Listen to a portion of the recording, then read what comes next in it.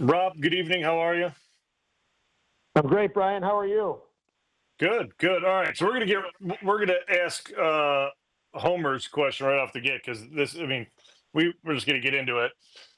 So we've been seeing, guys dropping the ball outside the end zone the last 2 weeks. Obviously, Indy and then Arizona yesterday. So Homer and I have been talking about it, and we think. I mean, I agree with Homer that fines should be fined, conduct detrimental, in my Half the opinion. salary of the season. I want to make sure, Rob, it never happens again, ever on my team. I own the team. How high can I go? Well, I mean, you can find someone for, like you said, conduct that's detrimental to the team, but I believe it has to go coincide with a suspension, which then therefore forces you to forfeit game checks or a game check. Although, if I'm not mistaken, a couple of years ago, Jair Alexander was telling us in the locker room that he got fined, I want to say like $10,000 or $15,000 because he stayed outside at halftime to watch some whatever the halftime entertainment was at Detroit one year, and Jair was inactive, but he didn't go back in the locker room. He wanted to watch whoever was performing the concert, and LaFleur fined him for not coming back in the locker room. I want to say it was like 10 or 15 grand. But I do think there are maximums in the CBA unless you're willing to take a guy's game check, which means he can't play. Yeah, he's suspended half a season. Or if it's in the second half of a season, you're suspended 8 games, 9 games, whatever. Yeah. Can you do that? Then you lose your weekly. Then Yeah, you lose your of weekly course, paycheck. yes. Sure, you can. Yeah. Yep. I'm sure the players' union would probably try to file some sort of grievance against the team, and who knows how that would turn out. But yeah, if you can find someone for conduct detrimental to the team, and it's essentially a suspension for however many games, and they lose their game check. There you go, Homer. There's your answer. All right, I'm good. Back to the cot. Take it away. All right. So, Rob, what obviously with the news that Watson started his 21-day window. I mean, do you think that there's any opportunity for him to play this week, or do you think this is just the opening of the 21-day window and he's just working his way back in? Yeah, I'd be stunned if he plays. And Brian, you know how the Packers are with these things. He's already ahead of schedule, like for most guys. But they're going to make him practice. Elton Jenkins practiced now his was a little different because it was sort of overlap with training camp and the start of the season. But he came back to practice on the year he came back from his ACL. He came back to practice on, I think it was August 22nd.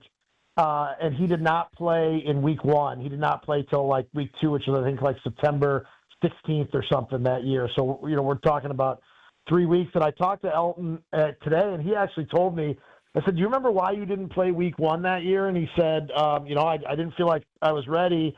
And in hindsight, I probably shouldn't have played week 2, but I was just itching to get out there so much. So he's like, that was his experience with it. Now, Christian Watson trained. I thought this was really interesting. He trained a little bit this offseason with Stephon Diggs because he went down to this guy in Miami who is known for getting ACL guys back really quickly.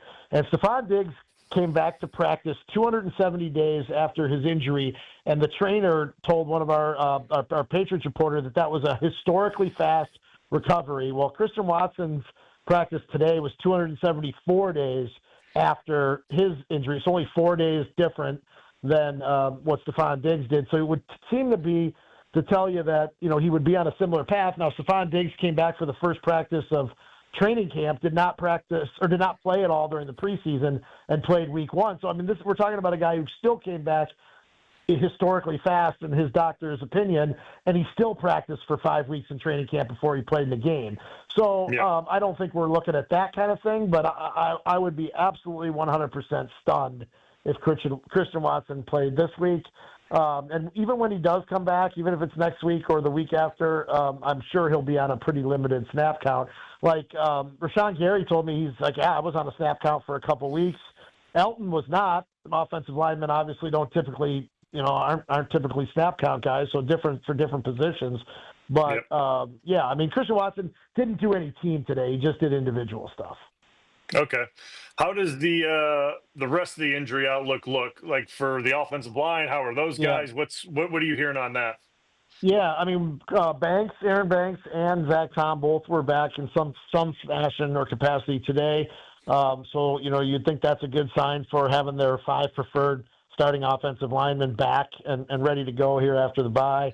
The only 2 guys that didn't practice were Anthony Belton and Devontae Wyatt. Now the Devontae Wyatt thing is, I think, a little concerning. It's not an IR situation, but LaFleur called it week to week. And when he says that, that probably means he's not playing this week, right? Like that's Yeah. probably not happening. And I think we saw their run defense, suffer quite a bit, against the Cowboys after he went out after I think 3 or 4 series. So I think that at this point that's the only real injury concern. Everybody else was out there today, and it's sort of like a bonus practice today. Your Monday after a bye week practice, they only went for like an hour and 15 minutes. Okay. So, and okay, and maybe like again, I don't know how strenuous the session was, but can Zach Tom really be that much healed from what we saw him go down in one play against Cleveland a few weeks ago till now? Yeah, if we're to believe that he didn't make the injury any worse, he just realized that he wasn't good enough to play, then I think, yeah, maybe this 2.5 weeks or whatever it's been will allow him to have healed. Now, if he did some worse damage to it, which they claim he did not, but if he did, then I don't see how this is enough time to heal. But if it was just a simple thing of, hey, I just didn't feel right, I think I should shut it down, then maybe. But here's the thing: is he thought he was good enough to play based on what they did in practice, and clearly wasn't. How's he going to know if he's really good enough to play this time? Whenever it is that he comes back. Yeah, and it's not like Cincinnati doesn't have a pretty good pass rusher over there either. Just so everyone's aware of that too. Yeah. It's I he's think, pretty good himself. I think he had 2 sacks yesterday. I was listening to that game on the radio, driving around a little bit, and I thought I remember hearing them say that Hendrickson had two sacks in the game, but maybe I don't have that right. He did. He played good. Okay. So Yeah. what obviously, they can't come back from the bye week. What did LaFleur have to say this week about offensively? What are they looking to, I guess, get back to? Are they looking to kind of, was he talking about the run game? Did he say anything about kind of establishing that part of the offense coming back from the bye week, or was it kind of just hum ho, we're back, we got to play better, Yeah. or was there anything like that? Interestingly enough, we didn't talk to LaFleur today. He did not. We just had practice in locker room, so we did not get the opportunity to ask him what he discovered about his own team after 4 weeks, which I think will be an interesting question on Wednesday, whether he discovered anything at all or reveals anything at all. But look, I mean, I think if it were me looking at it, I would try to get this run game going. I really would. I mean, I think it would help if they have those 2 offensive linemen that we talked about, Tom and Banks, back. But they need to get back to being able to use play action effectively, and to be able to use play action effectively, you got to have some threat of a run game. So I think if you're them, you got to somehow try to run the ball a little bit more effectively, and I guess force teams to respect that aspect, which they really haven't been able to do on a consistent basis. I do think offensively they were still pretty good against Dallas. I mean, the other thing too is, and they haven't had a turnover problem per se, but a couple of Jordan Love's turnovers were really costly, and then they've got to create turnovers themselves on the other side of the ball. You realize that. They had 31 takeaways last year, 17 interceptions, and 14 fumble recoveries. And do you know how many takeaways they have through 4 games right now? I say 2. That is correct. And one of them was Xavier McKinney's interception, and I That used didn't that in count. sort of air quotes. Right. It was basically a punt. That's a half. That counts as a half at the end or of a the half. quarter. Yeah. Right. So, and they talked all training camp about how they're going to punch the ball out. And I don't know if you remember the Ball King. They had, one of their assistant coaches was nicknamed the Ball King because he was talking about takeaways. And so why do you think it is? Happened. I just say they're unlucky, or maybe they're not hitting.